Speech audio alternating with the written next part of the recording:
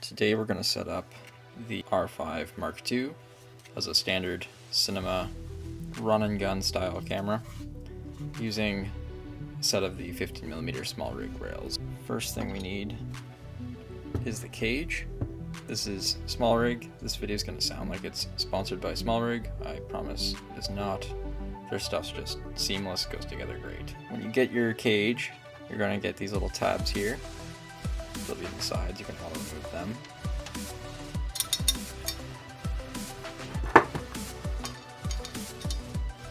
It slides on just like that. It'll sit flush. At the bottom, get this little key.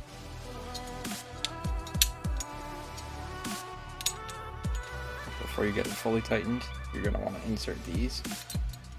And they just go where your camera strap would be. Again with the key. And same with the other side. Now that we've got our cage installed and secure, I'm going to go ahead and mount the base plate for our 15mm rails.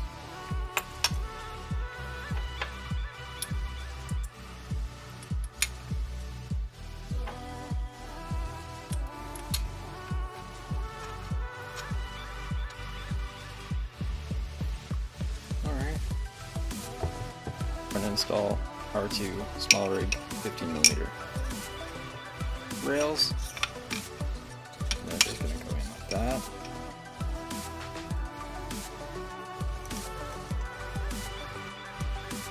Because I'm mounting a battery on the back, I like to keep a little bit extra space open our camera just so we don't block this in there. First, I'm going to install this Ulanzi fan. That's something I just like to have for longer interviews. If I'm going to be running for a long time, make sure that I'm not going to risk overheating. Next is the small rig V bracket for the battery. This is super modular. You can attach it pretty much anywhere. I like to keep things balanced. Just put it back here. Next is going to be the small rig. This is the VB50. It's a pretty small light-duty battery running just the camera. I tend to get about 4 hours of shooting out of it. Like any normal V-mount battery, we're just going to press this, it drops on, and it locks. Super secure. To work with that, you can plug it directly into your camera and it'll charge the battery that's inside. In this case, I'm going to use the small rig dummy battery. This just has to get looped in there and it holds it properly in place. Flip the camera over, open up this tab here in the batteries compartment, and then this will just drop in, and then you can close that. Connect onto your D-tab. This will allow me to run the camera from the D-tab. You'll see a little red light come on, that tells you that it's on. Allows me to run the camera off the battery and still frees up that USB-C up top if I want to run any other accessories, if I want to run the fan on the back. And then we'll mount, this is a small rig, again, top handle. Just a very simple one, doesn't have to be anything too crazy. And with the battery system, I like to have my handle facing back.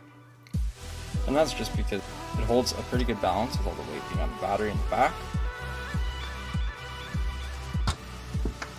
We'll then go ahead and mount up. This is the EF 24-105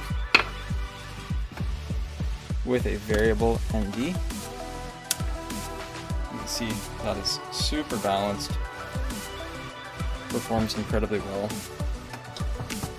And then for audio, I like to use the DJI Mic Mini.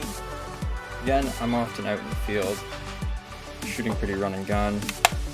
I shoot a lot of climbing, surfing. We're doing interviews in random places. This I will typically mount into the cold shoe on the side here. And that simply plugs in there. Pop open the door here and plug it in the mic slot. If I want to record some content or anything that I'm doing, I may mount up here on this front cold shoe. In this case, for demonstration purposes, I will mount a phone holder. You can kind of get away with using the Canon Connect app as a screen, like a monitor, but it is very glitchy and doesn't typically work too well.